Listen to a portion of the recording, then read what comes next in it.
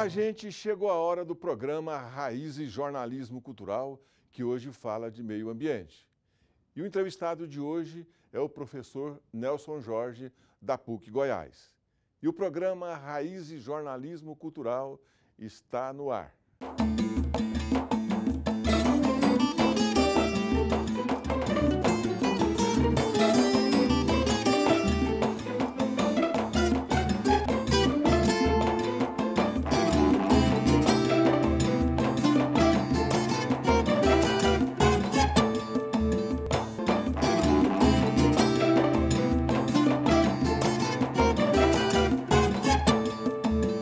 O programa Raízes Jornalismo Cultural de hoje entrevista o professor Nelson Jorge da Silva Júnior, que é o coordenador do mestrado em Ciências Ambientais e do Comitê de Ética em Pesquisas da PUC, a Pontifícia Universidade Católica de Goiás. Um prazer e uma alegria receber o senhor, Igualmente, professor. é um prazer.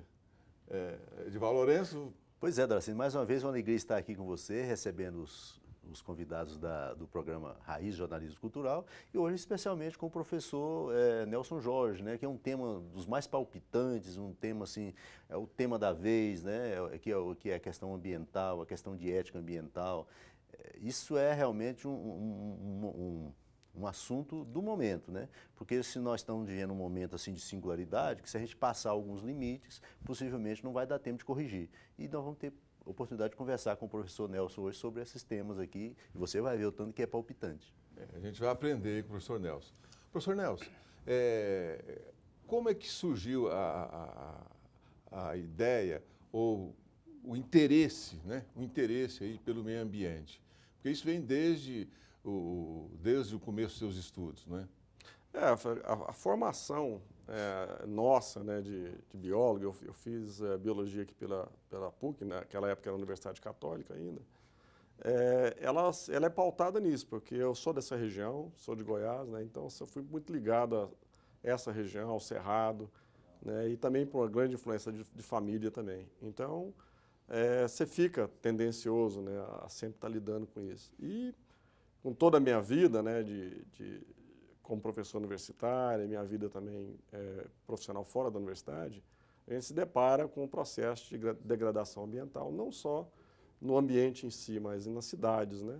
Então, esse foi sempre o que me moveu a esse estudo. Hoje, o mestrado, o programa de pós-graduação que eu coordeno da PUC, que ele lida com uma interface também muito interessante, que é ambiente e saúde, né? Então, isso é um tema bastante amplo, né, que ele pode ser explorado de diversas formas. Professor, o senhor, assim, não vamos pensar no cientista, no professor, não. O senhor, um cidadão, o senhor andando assim pelas regiões rurais de Goiás, da época que o senhor era menino, que o senhor disse que é daqui da região, e hoje, há uma diferença visível, há uma degradação visível do meio ambiente? Existe, cara, ela é evidente, né? Então, eu acho que um grande erro é você imaginar que você vai deixar o meio ambiente intacto sem você desenvolver ou promover, né, o desenvolvimento somente de atividades agropastoris. Não é isso. Eu acho que tem que existir um ponto de equilíbrio, né? Tem que existir um ponto de equilíbrio onde você pode ter uma maneira saudável de você explorar um ambiente para produtividade, né? E você ter algumas formas de preservação. Então, vamos citar aí um exemplo básico, né, que é uma coisa que é bem mais palpável do que você está falando sobre unidade de conservação, parque nacional, parque estadual, que seria a proteção de nascentes. Não vamos muito longe, né? Então, há pouco tempo atrás, um acidente com a época de chuva aconteceu que quase levou a cidade de Goiás. Exato. Né? Então, isso aí é uma coisa que é visível. Né? Então, não foi uma ação que você pode falar que é uma coisa pontual, mas simplesmente a vegetação na beirada dos cursos d'água, ela serve para segurar, né, um pouco a água, segurar resíduos, né, e segurar a própria limitação de você garantir aquele recurso hídrico. Né? Então, se você for falar de avanço agropastoril, já é outra história, né? Mas Mas uma forma mais básica, hoje, nós estamos vendo isso aí, é uma coisa mais gritante, né? Comprometimento dos recursos hídricos. E como é que o cidadão comum, aquele que está lá, principalmente o pequeno produtor, pode contribuir para que esse processo de devastação seja controlado? Eu acho que isso tem que partir também dos próprios órgãos que lidam com o setor rural, certo? Então, o setor agrícola. Eu acho que há muito tempo a academia já se colocou à disposição a ter uma maneira de informar melhor, né, de uma forma mais efetiva, mais aberta, com cartilhas, com o próprio curso mesmo, como você faz isso, sem você comprometer a produtividade das propriedades. Isso aí é uma coisa que é palpável. Eu acho que quando você fala em meio ambiente, às vezes as pessoas têm uma noção de que as pessoas que trabalham com meio ambiente são aquelas pessoas radicais. Não é por aí. Eu acho que existe um equilíbrio, igual eu falei, um equilíbrio, mas existe também a maneira de você mostrar o que são coisas que devem ser preservadas, porque ela vai garantir, inclusive, a própria água da própria propriedade. Não só água de superfície, mas água subterrânea, né? Então, isso é uma coisa importante. Isso tem como fazer e tem que ser com auxílio, né, dos sindicatos, das associações, né? Então, isso aí tem possibilidade de acontecer tranquilamente. Tem alguns lugares no estado de São Paulo que eles já têm algumas associações e funciona muito bem, né? Então, essa é a iniciativa. Professor, a gente vê que a preservação ambiental está muito ligado às macro direções do país, por exemplo. Não adianta você criar uma ação pequena aqui se há uma ação maior, uma política maior em direção contrária. A gente viu no começo desse século XXI, havia uma campanha muito grande com incentivo do pró-álcool, energia renovável, e parece que era uma coisa que veio para ficar. O Brasil estava com a tecnologia de tirar álcool da biomassa, essa coisa toda, mas foi só, por exemplo, surgir um tal de um pré-sal e ninguém mais se falou em energia de biomassa, em preservação ambiental, e todo mundo voltou para a exploração do petróleo, que todo mundo diz que é uma coisa nociva para a natureza. Como é que o senhor vê essa questão? Mas, excelente ponto. Eu acho o seguinte, ela é nociva, com certeza, porque pela maneira que você trata ou não trata, né, os resíduos, né? Então, é verdade que os grandes países desenvolvidos, né, são os maiores poluentes, que eles utilizam grande parte desses combustíveis fósseis. O Brasil, né, essa história do etanol no Brasil, ela data da década de 70, com o aparecimento do pró-álcool. Quem não se lembra dos carros que era difícil de você ligar de manhã, que não pegava de maneira nenhuma. Então, isso foi uma iniciativa interessante, mas hoje mesmo ela voltou com uma certa força, né, e vira e volta o governo tem que acudir o pessoal, né, as usinas, porque às vezes o álcool não tem preço, às vezes o açúcar, então é um negócio meio complicado. Mas a gente tem que entender do outro lado também. Se você tivesse uma política governamental de transformar toda a frota brasileira a movido etanol, você ia ter que plantar cana-de-açúcar em cima de topo de morro. Então, assim, se você promove o aumento do consumo de uma fonte vegetal que você tem que plantar, então você não está diminuindo o impacto sobre a natureza. Muito pelo contrário. Você está continuando com esse impacto, porque todo mundo vai querer produzir, porque vai querer vender o etanol. Mas ele não resolve o problema exatamente por isso, porque ele não é sustentável. Porque se você tira só o etanol de cana ou de qualquer outra coisa, a mesma coisa, uma coisa interessante que acontece que foi o biodiesel. O biodiesel é uma reação química de qualquer óleo, né, pode ser de origem animal ou vegetal, com o próprio etanol. É uma reação química que você cria o biodiesel. E o governo incentivou em diversos lugares, tem um projeto específico que eu conheço no Nordeste, a população a plantar mamona, para tirar o óleo, claro, o óleo de rícino, né, de mamona, e você usar e colocar tinha uma grande usina de algo próximo, então vamos produzir biodiesel. Na hora que ficou pronto tudo, aí vieram as indústrias de cosméticos que usam o óleo de rícino como base para uma série de cosméticos, oferecendo 3 vezes mais o valor do óleo do que se você coloca no biodiesel. Então, essas coisas que eu acho que sim, que são complicadas, porque sempre tem um outro interesse, né? Como você falou, esses macro-interesses, hoje, se você fala esse negócio do pré-sal ou qualquer coisa relacionada com uso de combustível fóssil, muita gente defende, vamos utilizar até quando der, entendeu? A gente sempre vai encontrar uma solução. É a base do capitalismo, a gente acha uma solução. Mas, no Brasil, ela está sendo uma situação extremamente danosa. Né? Toda vez que você faz um contrato de fornecimento de etanol para os Estados Unidos, o pessoal vibra no Brasil, é porque aqui sai a preço de banana. É muito barato.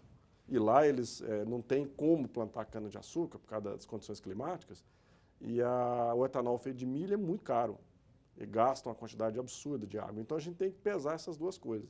Não tem como você pegar toda a frota nacional e colocar ela como sendo usando só etanol. Nos Estados Unidos você vê os carros todos lá, motor flex. Mas no máximo que você tem na gasolina misturada é 15% a 20% de etanol. No Brasil é o contrário. Então até a gasolina normal ela é misturada e você tem o etanol. Então, evidentemente, você gerou toda uma tecnologia de motores que aguenta esse nível de corrosão que o etanol causa. Mas ele não tira, são duas falácias. Ele não tira o país da dependência. Você continua sendo um país de fornecimento de matéria-prima, ou então de um produto que não é industrializado. Você não tem uma indústria forte no Brasil. E a segunda falácia é que você não protege o meio ambiente. Isso não é verdade. Porque essa plantação também ela é muito degradante. Né? Ela destrói o solo. Se você fizer uma comparação de grandes projetos, os dois são para exportação. Soja, por exemplo. O Brasil, sei lá, o primeiro ou segundo maior produtor de soja no mundo. Mas você não utiliza para alimentar ninguém. Aí você tem um programa interno contra a fome. Então você tem uma situação assim, você visa o mercado externo, mas se você for em nível de impacto ambiental, a soja é menos impactante do que a cana-de-açúcar. Então aí é muito complicado. O programa Raízes Jornalismo Cultural, que hoje entrevista o professor Nelson Jorge, vai para um rápido intervalo e a gente volta já já. Não some não.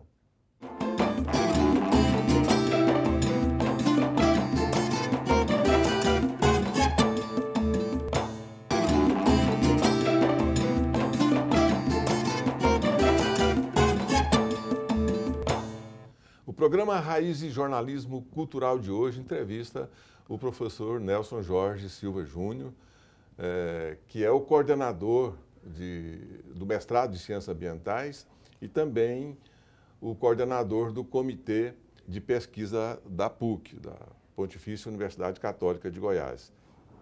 Edival? Pois é, Doracino, eu queria perguntar ao professor, que o nosso programa aqui normalmente faz da cultura, das artes e tal. Eu queria perguntar ao professor, assim, é viável existir arte no sentido de cultura, de cultura no sentido de arte, se não se olhar para o meio ambiente, professor? Não, eu acho que são duas coisas interligadas, né? Eu acho que não tem como, porque sempre, se você for ver bem, até os grandes pintores abstracionistas, eles se utilizam do meio ambiente. Não existe como você fugir disso. Eu acho que é onde você se insere. Né? Sempre essa noção, ela permeia toda a parte cultural. Você pode tentar até fugir um pouco, mas ela sempre volta nisso aí. Né? Eu acho que é muito difícil você separar as duas coisas. Professor, hoje existe um movimento no mundo muito assim, forte, digamos assim, não chega a ser hegemônico, mas é um movimento já bastante grande, de pessoas vegetarianas que não comem carne e elas dizem que é em respeito ao meio ambiente e aos animais, que não precisa sacrificar um animal para ela comer a carne, para tirar a carne do cadáver do animal. Uhum. Mas hoje, digamos assim, se a sociedade, de repente, por um surto de consciência, fala assim, ninguém vai comer carne, o que seriam feitos dos animais?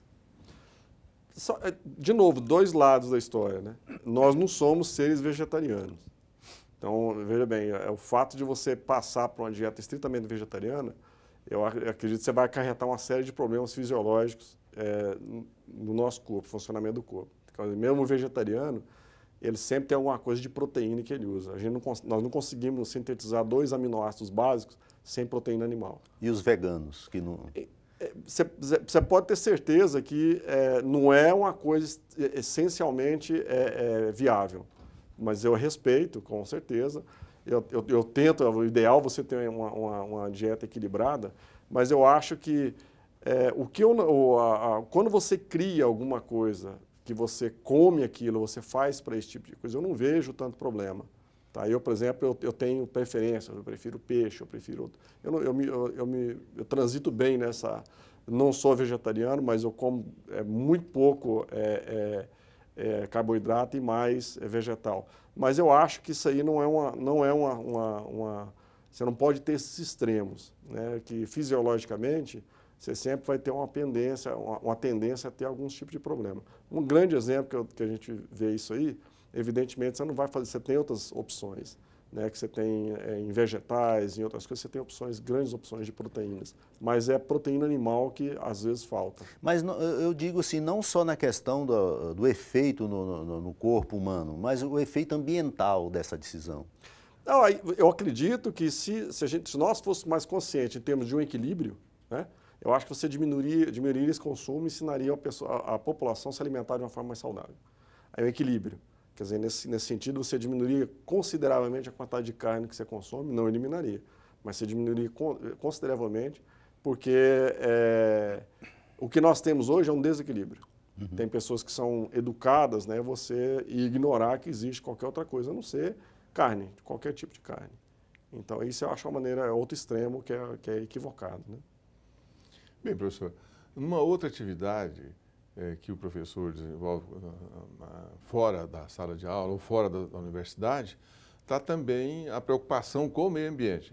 Quer dizer, é uma extensão daquilo que você faz, que você pesquisou, estudou a vida inteira, né?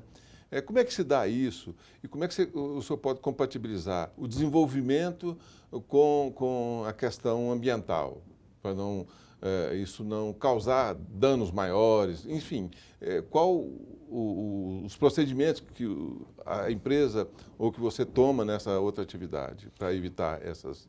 Eu acho que quando você tem uma situação de atividade, né, que é consultoria, você dá conselho para quem quer ouvir.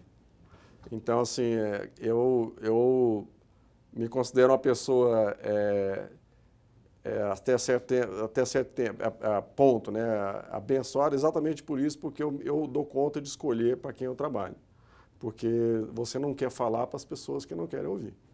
Então, a minha restrição são pessoas que você conhece que não têm o mínimo interesse de resolver um problema real ou de dar uma solução mais condizente com a realidade que nós temos. Existe uma maneira de você equilibrar? Sim. O que não existe são programas que são coerentes com essa visão. Programas governamentais, por exemplo. Qualquer coisa que você fala em crise de energia, ao invés de você tentar sanar o que já existe, você quer, não, vamos construir mais hidrelétrica, mais termoelétrica. Esse não é a solução. Que nós temos no Brasil é um grande desperdício. Você tem grandes parques eólicos que utilizam de energia do vento e que não tem linha de transmissão. Você gastou uma fortuna para fazer isso. Então, é uma coisa complicada isso. Então, eu acho que se você sanar grande parte disso, você resolveria muitos problemas ao invés de você expandir a grade, né, de produção de energia que é danosa, né? O programa Raízes Jornalismo Cultural de hoje entrevista o professor Nelson Jorge. E vamos para um rápido intervalo e a gente volta já. Não some não.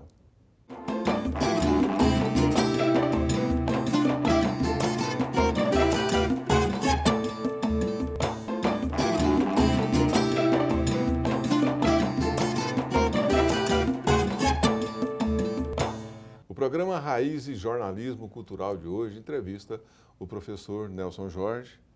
Edivaldo Lourenço. Pois é, Doracina, é uma questão que permeia toda a legislação ambiental, é a questão de caçar animais selvagens. No Brasil não se pode caçar, embora existem às vezes animais que proliferam até virar praga.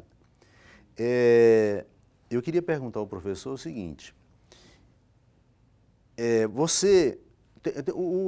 tem um pensador, Ortega y Gasset, um pensador espanhol, ele diz o seguinte, que a caça é um momento do reencontro do homem com a sua história e com a sua natureza animal, e que ela é saudável e deve ser exercida. Porque senão uma das formas do homem não perder o contato com a natureza é continuar exercendo a caça, ainda que sob controle. No Brasil, as legislações não permitem caça e muitos animais, como a capivara, por exemplo, já virou praga em várias regiões, você não pode matar, a jacaré virou praga em várias regiões, você não pode matar, a sucuri e tal. E como é que o senhor vê essa questão? Há um desequilíbrio no pensamento ou está havendo um desequilíbrio na natureza? Como é que está isso? Aí é uma mistura dos dois. Porque, na verdade, o que existe um desequilíbrio, com certeza, da legislação brasileira, é que, eu falei, muitas vezes ela tem que se basear em cima de estudos. E não existe estudo para absolutamente nada no Brasil. Radicaliza sem Exato. ter uma conclusão. Você não tem estudo nenhum. Então, por exemplo, no Sul é permitido caça de marreco. Javali, permitido. tem lugar que virou praga. Javali estão fazendo um favor, né? Porque o javali é um animal exótico, ele foi introduzido no Brasil. Então, o Brasil também tem isso. Ele chega ao extremo desse preciosismo de animais que são introduzidos que não são brasileiros. A legislação não protege, mas por um apelo público, você não permite que se mate. Isso é uma coisa ridícula. Né? Mas, assim, por que você não tem caça estabelecida no Brasil? É porque você não tem estudo populacional. Então, para você fazer estudo populacional, você tem que pagar as pessoas para fazer. Geralmente biólogos ou veterinários e tal. E que você sabe como é que funciona aquela população animal. E você sabe que para viver naquele ambiente, quantos animais sobreviveriam. É como funciona o sistema de caça em qualquer lugar do mundo. Então, nos Estados Unidos, no Canadá, na Europa, você vende uma licença de caça que te permite matar um animal. Então, você sabe que você não está... Na África também tem isso. Então, você sabe que você não está fazendo uma coisa ilegal. Você está, ao invés deles num parque nacional, ou uma reserva de caça, você tem animais que não vão sobreviver por causa de competição, você pode abater um número X. E essas licenças são muito caras. Nos Estados Unidos, elas chegam a $1.000, $1.200 por animal. Então, por que você não faz? Porque não tem estudo nenhum. E aqui no Brasil, a situação dos animais, você não tem animais que são sociais. Por exemplo, nos Estados Unidos você se caça muito aqueles grandes veados, né? Então, por que você não faz isso no Brasil? Porque os animais não andam em bando. Então, é muito difícil você ter estudo populacional de uma população que você não sabe qual o ambiente que ele usa. Aqui no Cerrado seria inviável. Mas você tem, sim, o IBAMA já tinha autorizado um tempo atrás umas fazendas de caça, né, que você cria, você pode ir lá e tal, é tudo legalizado. Mas é da mesma história, fica uma coisa estigmatizada, que não deveria ser. Porque nos Estados Unidos, você vai em alguns lugares, você come carne de caça sem constrangimento nenhum, sabendo que você não está fazendo uma coisa ilegal. Se você quiser caçar, existe todo um mercado, né, de armamento e coisa de tudo para você exercer isso aí dentro da legalidade. No Brasil teria se você tivesse estudo e saber o que você podia fazer. Hoje, por exemplo, você tem várias situações que o jacaré é uma delas. Você pode fazer um estudo. Eu não estou falando que tem que liberar a caça, mas você tinha que ter um estudo para pelo menos falar assim, ó, não tem como fazer. Não tem como fazer. Então, eu acho que falta só esses estudos básicos. Professor, tem outra questão dentro dessa, que é a questão da pesca esportiva. A pesca não esportiva é aquela que você pesca para você tirar a carne do animal que você abateu. A pesca esportiva é aquela que você pega o animal e solta. O senhor acha que é justo e é ético submeter um animal a esse sofrimento, furar a boca dele, depois puxar ele com uma pinça e tal, aquela coisa daquele sofrimento todinho, estressar o animal só para dar o prazer ao homem? O senhor acha que isso é razoável? Olha, é uma coisa muito ambígua, né? Eu acho assim, eu particularmente, da experiência que eu tenho, teve um estudo inicial que foi feito pelo IBAMA, que eu particularmente participei, que era exatamente, seria autorizar o tipo de anzol que você podia utilizar, exatamente para evitar, porque isso já é feito fora do Brasil. Mas aqui no Brasil você lida com uma série de problemas burocráticos, né, para você fazer isso. Então você tem um tipo de anzol que você pode utilizar. E em países fora você tem um limite, inclusive, de atividades que você pode fazer com o animal na mão. Com certeza não é o ideal. Eu, se fosse perguntar assim, como biólogo, eu não sou a favor. Mas é como você tem aquela velha história, você tem que agradar gregos e troianos, é você tentar fazer uma coisa que a pessoa pega um peixe, se sente bem com aquilo, ou ele depredar e encher uma caixa de peixe morto, eu acho que isso é dos males o menor. Então, acho que isso aí pegou bem no Brasil e eu acho que evitou muito aquelas grandes viagens, até certo ponto, né? Que você viaja com um carregamento enorme de peixe abatido, né? Professor, rapidinho, viu, Dracino? Há cientistas que dizem que nós já chegamos num ponto de estrago da natureza, que nós já chegamos a um ponto de singularidade que não tem mais como dar marcha ré, nós já embicamos no fosso do precipício. Como é que o senhor vê? Eu não vejo dessa forma, porque eu acho que se você estiver imaginando que tem um nível de preservação de 30 anos atrás, por exemplo, a população 30 anos atrás não é a população humana hoje. Então, eu acho que você tem que ter um equilíbrio, eu acho que você tem que ter um uso mais racional do ambiente. E o que você faz no ambiente. Né?